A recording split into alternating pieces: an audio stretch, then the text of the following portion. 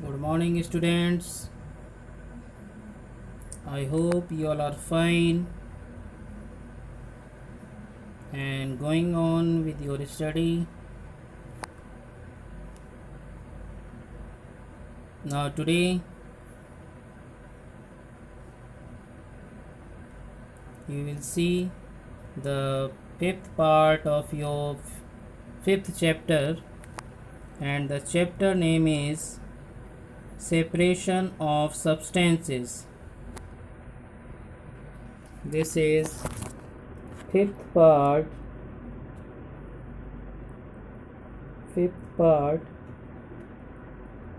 of your fifth chapter, and the chapter name is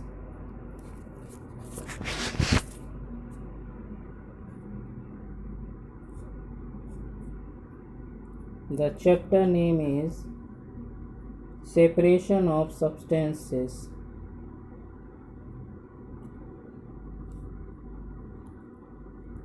Separation of substances.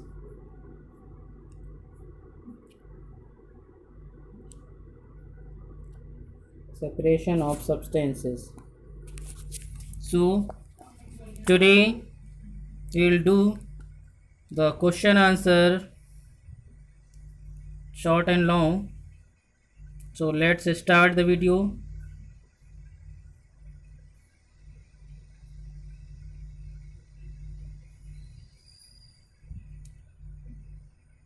The first question is given here. What is a mixture? And the answer is, write the answer. A mixture is a substance that can be separated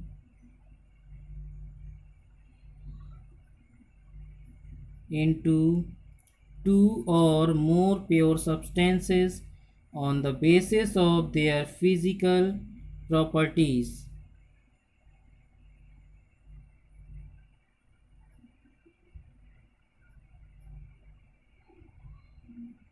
Second question is, what is homogeneous mixture?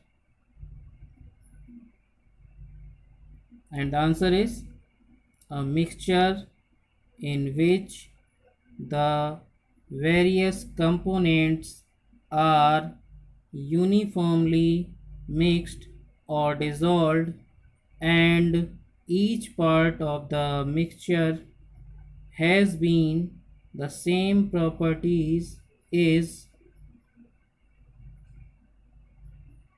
called is called a homogeneous. Homogeneous. US is written here. Homogeneous mixture. Next question is, what is heterogeneous mixture? A mixture whose components are not uniformly mixed or dissolved, and hence each part of the mixture does not have the same properties, is called a heterogeneous. Look here, hetero, hetero, genous, heterogeneous mixture. Now next question is question number 4.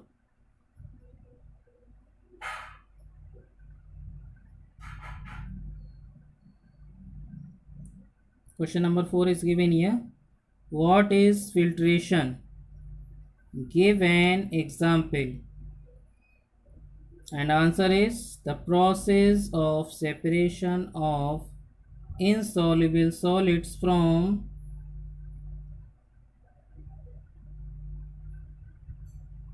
their solution using a filter is called filtration.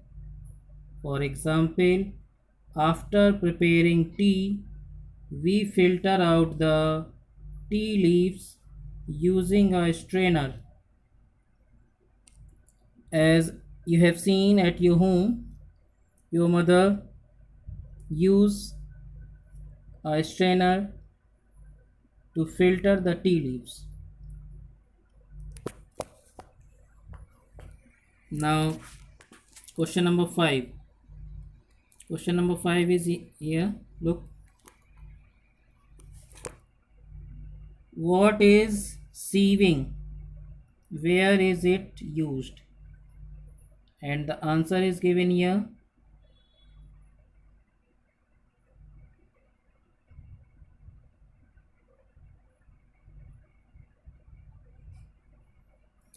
Sieving is a method of separation of particles of different sizes using a sieve. Small and fine sieves are used in the kitchen to separate bran and other impurities from flour. The material which is collected after using the fine sieve from the flour, that is known as bran, bran.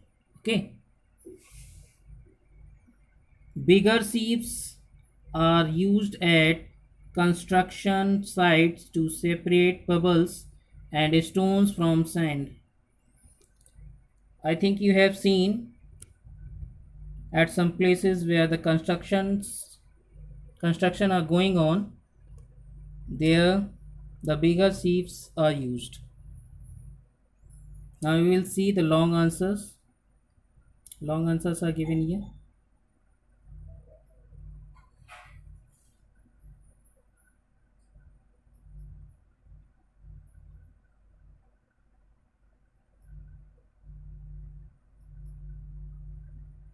First question is, why do we need to separate different components of a mixture? And the answer is, first you have to write the heading, the need. This is the heading, the need for separation. This is the heading. And the first heading is here. Number 1, to remove the undesirable constituents. Right here in this heading. This is the first heading. We need to separate harmful substances that may be mixed with it. For example, we need to separate the impurities from ordinary water to make it potable water. Do you know what is potable water? Potable water means drinking water. Second heading, to obtain desirable substances. Sometimes we need to separate even useful components if we need to use them separately. For example, we separate petrol,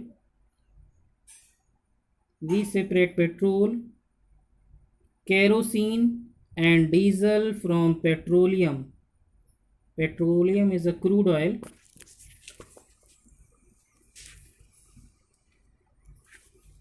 Third heading is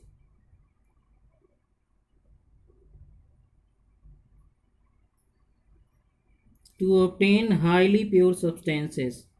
While producing a medicine, it is essential to remove all harmful impurities from the substances so that it can be used as medicine.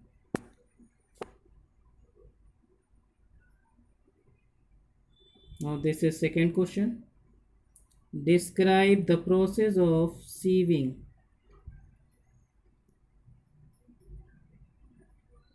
The process of sieving.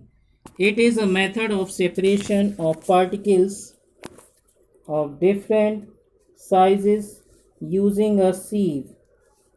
Small and fine sieves are used in the kitchen to separate bran and other impurities from flour. The impurities remain on the sieve and the flour pass through. Bigger sieves are used at construction sites to separate pebbles and stones from sand. Now, question number 3.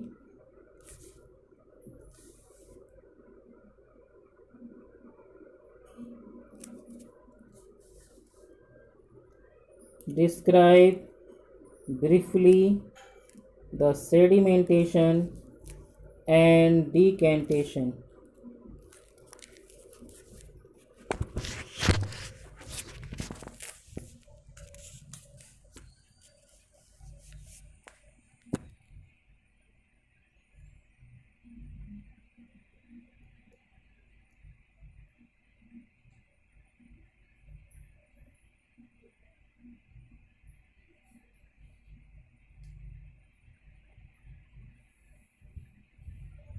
The process of settling down of the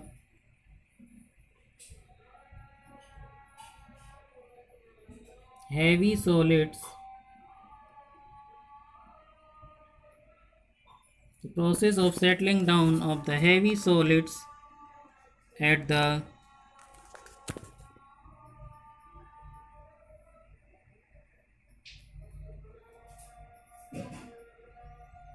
bottom in a mixture of liquid and an insoluble solid is called sedimentation. A process of pouring out the clear upper liquid without disturbing the sediments is called decantation.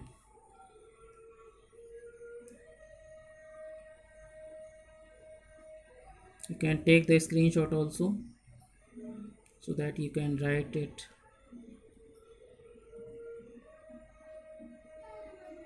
Number 4. Describe an experiment to show the distillation of water. And the answer is distillation is done by setting up an apparatus. A solution of salt or sugar is taken in a flask. Then the flask is heated gently so that the liquid boils and evaporates. The vapor of evaporating liquid thus formed is passed through a condenser where they are cooled to get the pure liquid. The clear liquid that is obtained is known as distillate. This pure water, this clear pure water is known as the distillate. On distillation, for some time, all the water is distilled out, while a white residue of salt or sugar is left in the flask. Students, take the screenshot of this answer so that you can write it.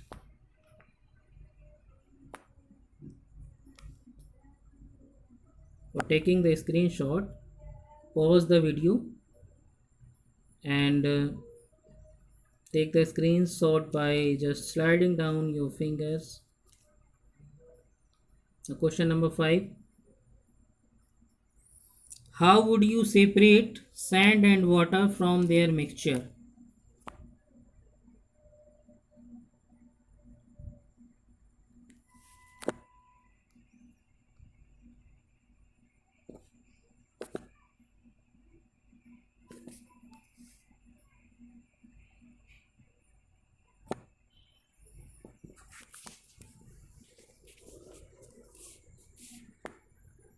Fold the circular pieces of filter paper and open it.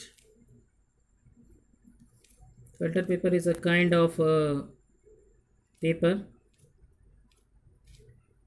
With the help of this paper, you can separate a solid impurity from a liquid. So fold the circular pieces of filter paper and open it out to form a cone. Fit this cone into the funnel. Keep a beaker below the funnel. Pour the mixture into the flask through the funnel. Observe the water collected in the beaker after filtration, and sand will remain in the filter paper.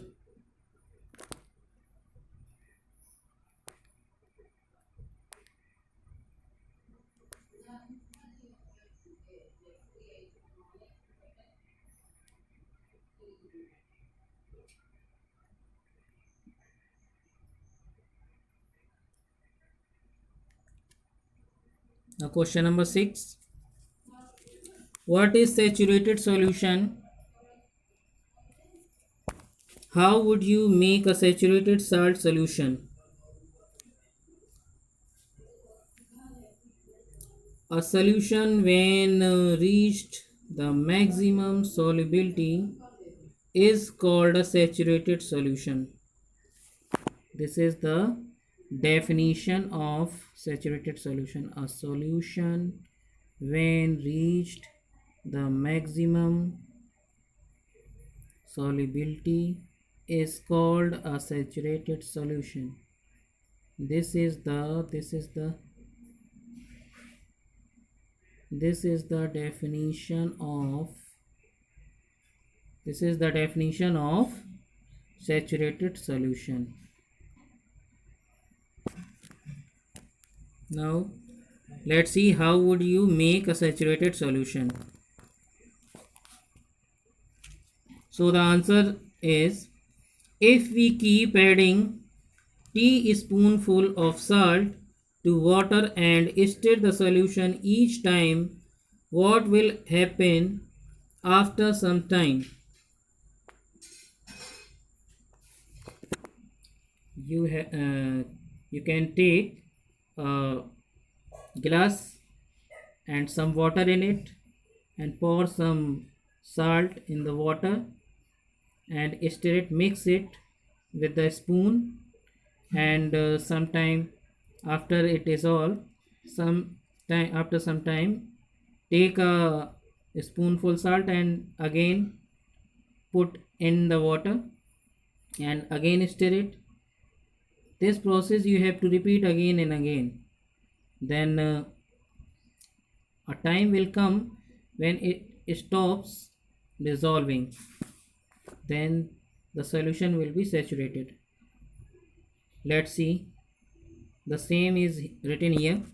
If we keep adding teaspoonful of salt to water and stir the solution each time, what will happen? After some time, we will notice some particles of salt are settled at the bottom of the solution. This shows that no more salt can be dissolved. We can say that the solution has become saturated. So students, take the screenshot of this answer and write in your copy. So in the homework you have to complete your question answer. This is your work. You have to submit within 20 minutes. Complete your question and answer.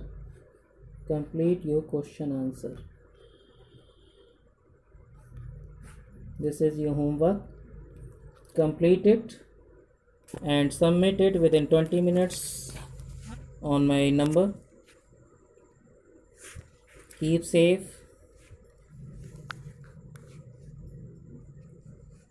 and do your work. Till then, goodbye. We'll meet in the next video.